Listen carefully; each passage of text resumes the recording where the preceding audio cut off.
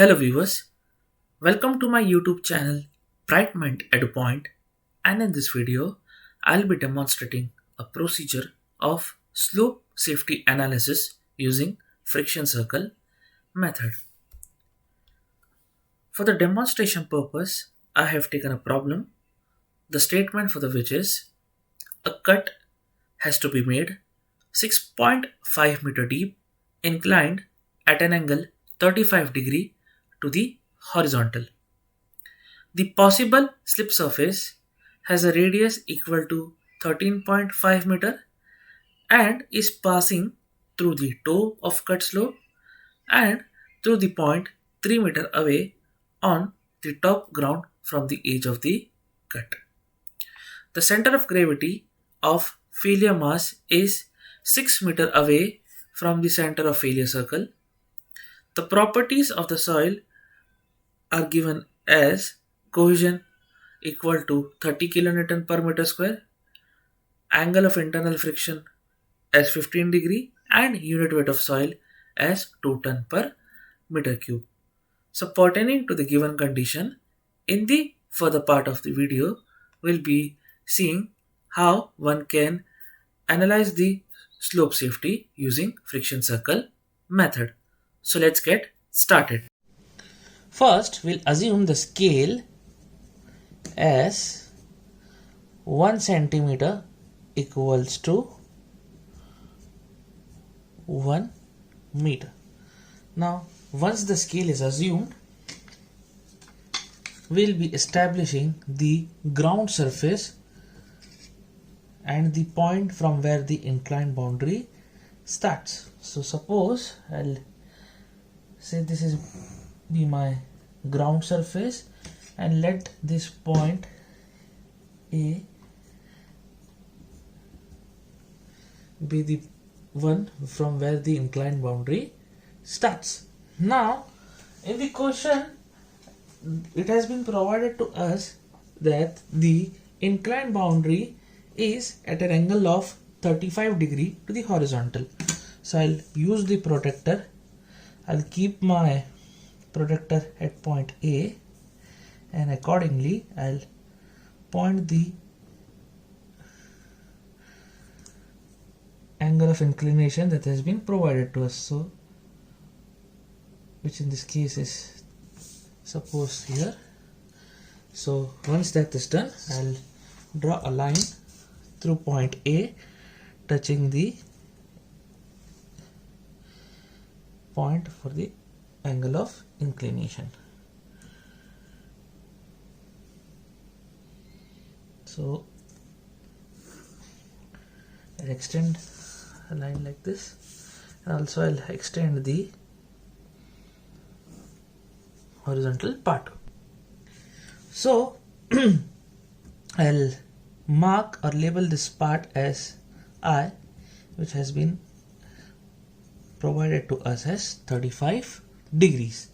Now I'll be establishing the top boundary which is provided to us in the question. So the top boundary for the cut has been provided to us as 6.5 meter above the ground surface. So if this is my ground surface and if I mark the 6.5 meters, so it will be at this point. So I'll make a line in such a way that it cuts the inclined boundary. So excess portion for the inclined boundary, I'll erase it off. So the other constructions that is essential will be done easily. Now I'll just make sure this inclined boundary is darken a bit. Okay, so once this part is done, we'll be locating the center of the failure plane. Now if we look in this question properly, the failure plane is having a radius of 13.5 meters. So what we will be doing first, will be locating the points through which the failure plane or the radius of the failure plane will be passing.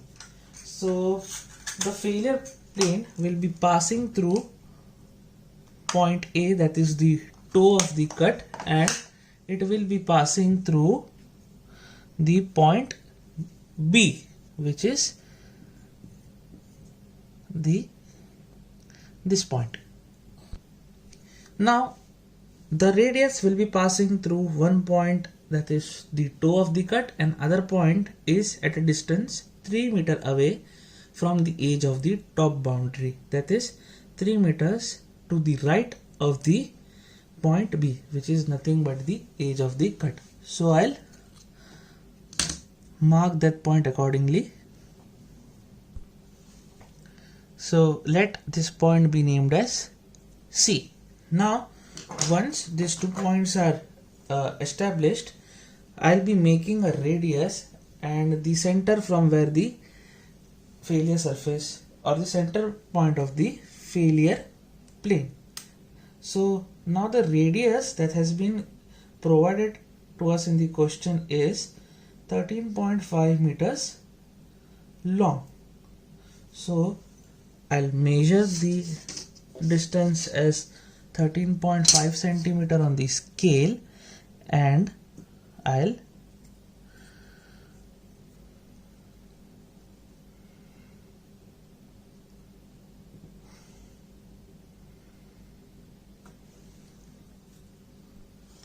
once the dimensions are fixed, we'll keep the rounder on the point A and we'll make an arc. Similarly, we'll keep the rounder on the point C and we'll make a arc. So both the arcs will be then intersecting at certain point. That point is the center point of the friction circle and also the center point of the failure plane. Now once the center point is established, I'll join radius OA and OC, that is the radius of the failure plane.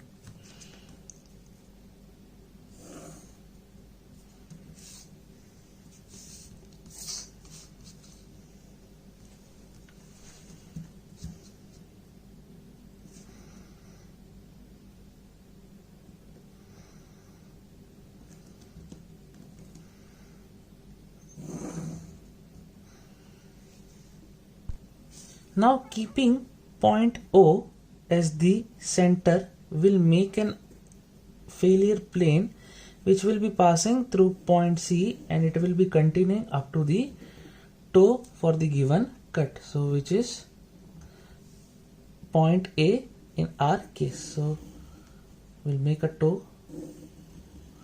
we'll make a failure plane which is passing through toe from this point C, as has been provided, the details provided to us in the question. Now once the radius are joined, I'll keep a protector here on the point A and I'll find out the deflection angle between two radius of the failure plane, that is OA and OC, so which reads out to be 62 degrees. So I'll label that. So this angle, which is known as the deflection angle, the value comes out to be 62 degrees. Now I'll be finding out the radius of the friction circle, which will be again made using the center of the failure plane. So for that I'll have to do a bit calculation. So the radius of the friction circle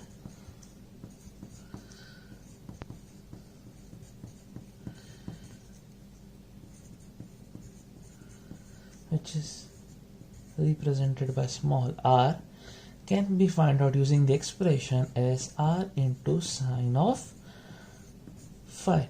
So the radius value has been provided to us as 13.5 into sine phi. So phi has also been provided to us in the question as 15. So therefore the value of friction circle or the radius of the friction circle comes out to be 3.5 meters. So again, if we see, the scale is 1 centimeter equals to 1 meter. So we'll be first taking the dimension of 3.5 meters and then using the O as the center, we'll make a friction circle. So taking O as the center, we'll draw a circle of radius equal to 3.5 meters. This circle is called as the friction circle.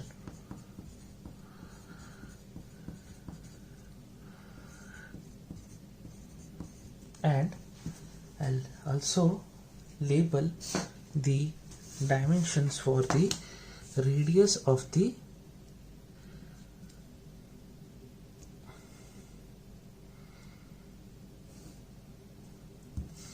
friction circle. So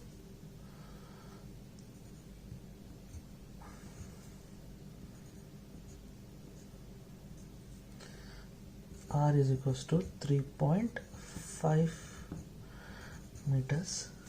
Will be labeling that part. So once that is done, I'll join point A and C, or simply I'll join this point A as C, so that we'll be having a triangle OAC, which then can further be used for the calculation purpose. So I'll join this point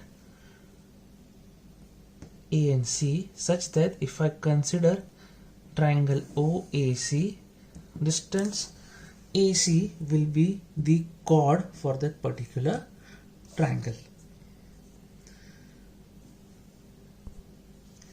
Now the next step is I'll measure the length of the chord, or I'll calculate the length of the chord AC and the length of the arc AC.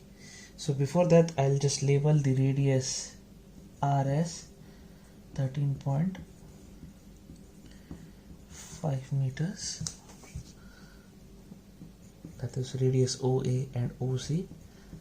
That has been provided to us in the question as 13.5 meters.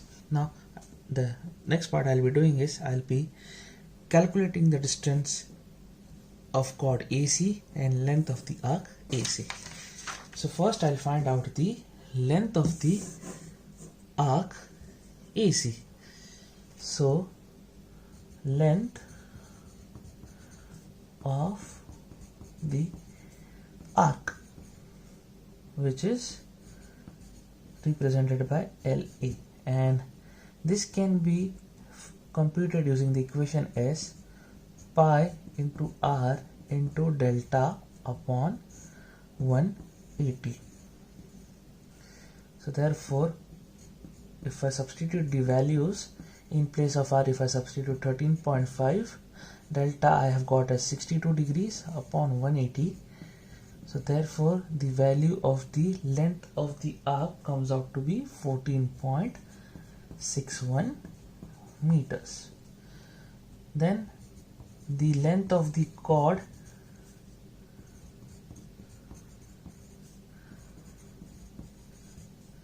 which is represented by LC, it can be computed using the expression 2 into r into sine delta by 2, which if I substitute the values, 2 into r is 13.5 and sine delta by 2 is sine 31 since delta is 62.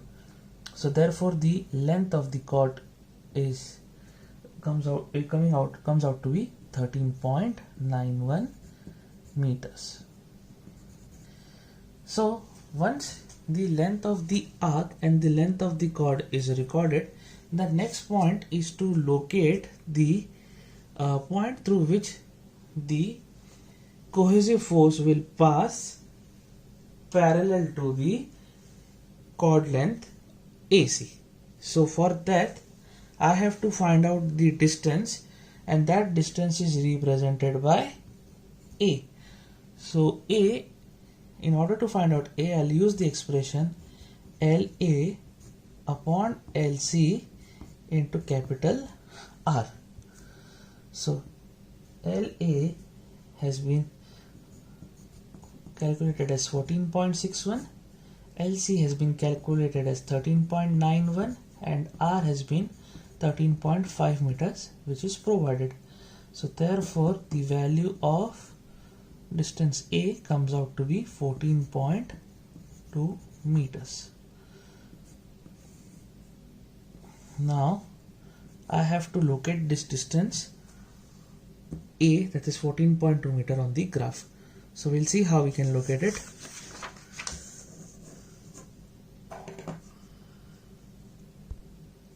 Now from the center of the deflection angle, I'll be making a line which will be at a distance of 14.2, and this distance, also the point obtained, a line will be made parallel to that point such that the line shows the direction of the cohesive force. So first, through this point O, from the center of the circle, I'll make a line. Through this line I'll be locating the distance A, which has 14.2 meters, that has been already computed. So it comes out to be somewhere here. So let this point be D. Now I'll make a line parallel to chord AC and passing through this point D, and the direction so obtained, or the line so obtained, is the direction of the cohesive force which will be acting on this cut. So I'll make a line parallel such that it passes through this point D. So this line shows the direction of the cohesive force, that is represented by CU. So one part, that is the cohesive force, direction of that has been located. Now the other part, so we have to make a force triangle in this case. Force triangle between the weight of the wedge, the cohesive force acting on the wedge, and the resultant force which will be keeping the wedge in its position. So the direction of the cohesive force is now plotted. Now the next part will be locating the direction of the weight, which we know it will be vertically downwards, but in the question it has been mentioned that the center of gravity of the weight of the wedge will be at a distance of it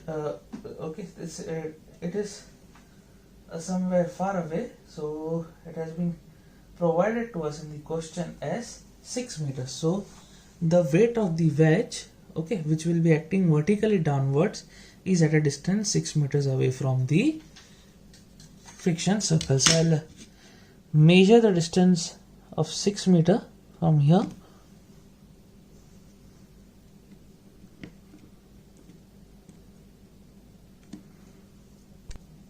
Now once that center of gravity has been located, I'll make a line which will be acting vertically downward. So in this case, I'll take and draw the line. Now I'll label this line as the weight component of the wedge, that is W. Now the point of intersection of the weight component and the cohesive force, wherever that they intersect, I'll mark that point. Suppose this point is E. Now to this point E, I'll make a tangent in such a way which will be touching the friction circle, and that line represents the direction of the resultant thrust, which will be keeping the wedge in its position so that there will be no downward and outward movement of the soil mass. So through this point E, I'll make a tangent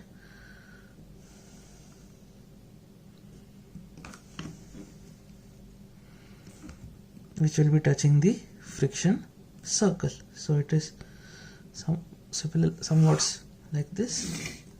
So this line now indicates the direction of the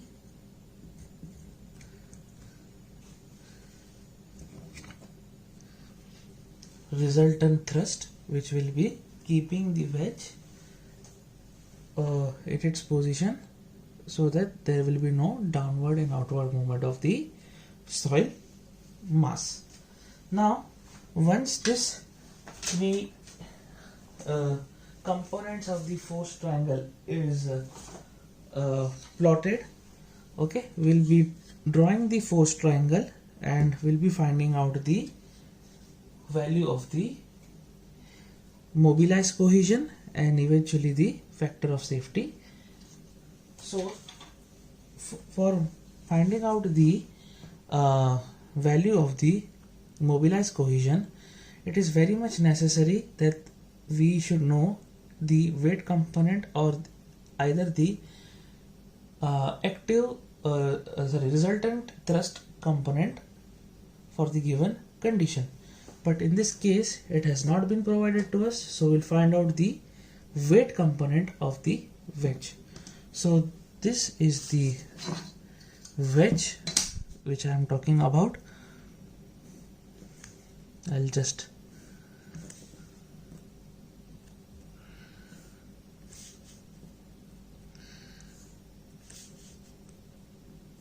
shade it so that it will be easier for now to understand the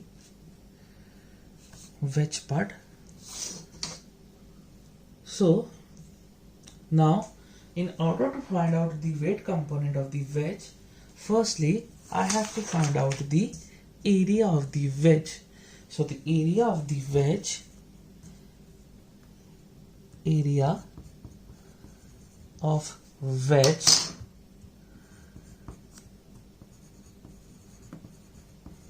A, it is computed when I deduct the area of triangle OAC from the sector of the circle, and if I add the area of triangle ABC in it. So firstly what I'll do, I'll find out the area of this sector OAC, then I'll deduct the area of triangle OAC and the remaining portion here, okay, that I'll be adding it up so that I'll get the area of my wedge, and once the area is known, I'll multiply it with the unit weight to obtain the weight of the wedge. Now before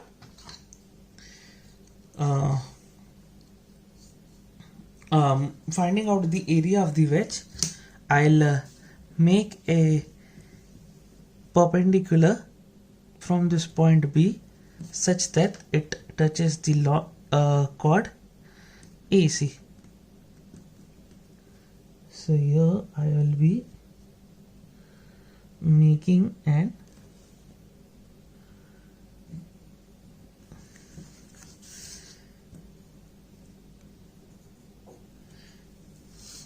so let this point be F. So now I'll find out the area of the wedge. So the area of the sector of the circle can be found out using the expression pi into r square into delta upon 360 minus area of triangle OAC plus I have to add the area of triangle OAB. So I'll substitute the values. So it will be equal to pi into 13.5 square, delta is 62 degrees, that has been already calculated, upon 360 minus the area of triangle OAC will be half into the base, which will be the chord, and the length of the chord has been calculated by us as 13.91 meters, and the altitude of the triangle OAC has also been noted down by me, which is 11.68 meters, and the area of the triangle OAB is again half into the base, that is again length of the chord, that is 13.91 meters, into the distance BF, that is 1.4. So if I solve it, I'll be getting the value of the area of the wedge as 29.25 meter square. So once the area is known, I'll find out the weight of wedge. So for that I have to just simply multiply my volume of the wedge, that is area, into the unit thickness 1 into the unit weight of the soil. So 29.25 into 1. So the unit weight of the soil is provided to us as 2 ton per meter cube. So if we convert in kilonewton per meter cube, the value comes out to be 20. So therefore the weight of the wedge comes out to be 585 kilonewton. Now the weight of the wedge is known. I'll use this value to find out the value of the mobilized cohesion. So first I'll take a separate part in this graph only. This is used for the force triangle calculations. So here I'll write force triangle, and also I'll mention the scale as 1 centimeter equals to 100 kilonewton. So I know my weight component will be acting perfectly downward, and that has been computed as 5.85. So accordingly, suppose if this is my starting point of the weight component, so from here I'll draw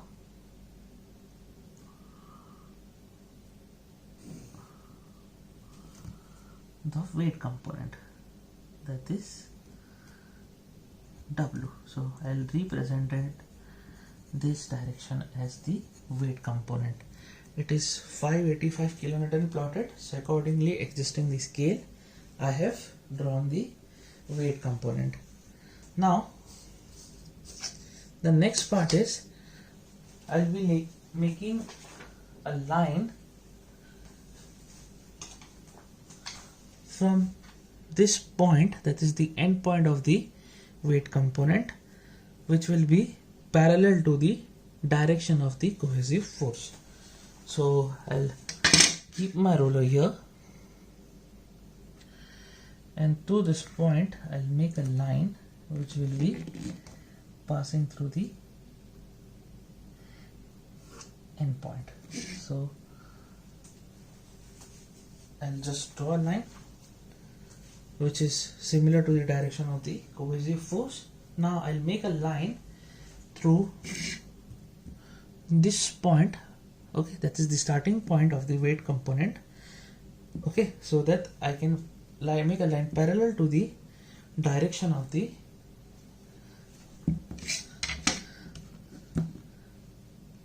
resultant thrust, so that the force triangle is completely in place. So I'll make a line accordingly. Just a minute.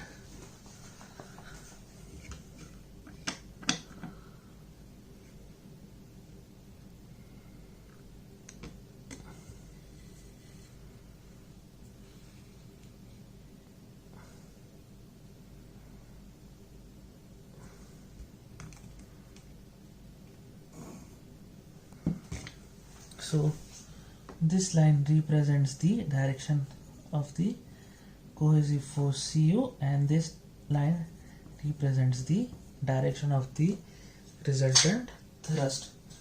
Now I'll measure this distance. So this distance, if I measure, it comes out to be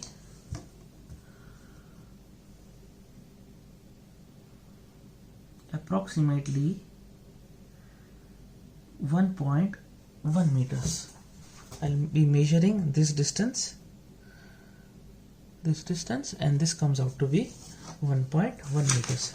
So from the graph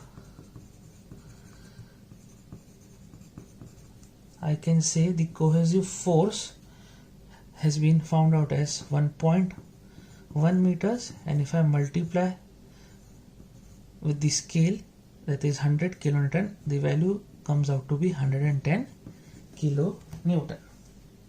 Now the next part is I'll find out the value of the mobilized cohesion, which will be the which can be computed using the expression Cu upon Lc into 1, where 1 is the unit thickness and Lc is the length of the cord.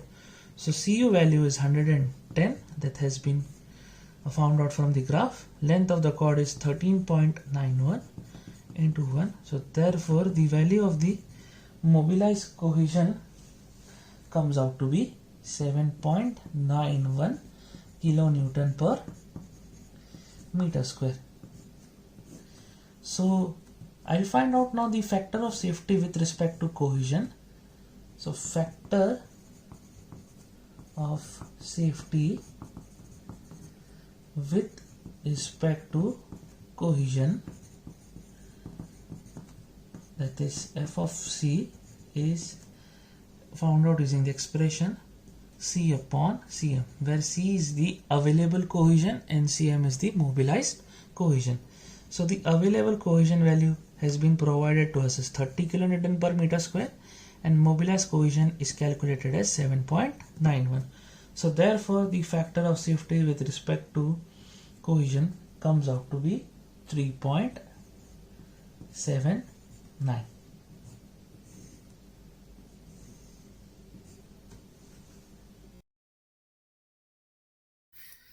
So that was all from my side. If you have liked the video, hit the like button, share it with your friends, and subscribe to our channel for more videos relating to the various topics of civil engineering. Thank you.